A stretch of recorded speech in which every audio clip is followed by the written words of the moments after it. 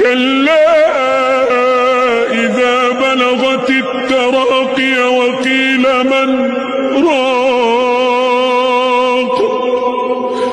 وظن أنه الفراق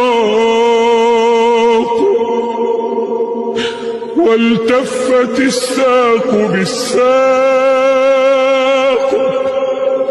إلى ربك يومئذ المساق فلا صدق ولا صلى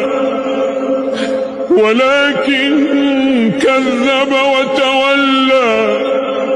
ثم ذهب إلى أهله يتمطى أولى لك فأولى ثم أولى لك فأولى أيحسب الإنسان أن يترك سدى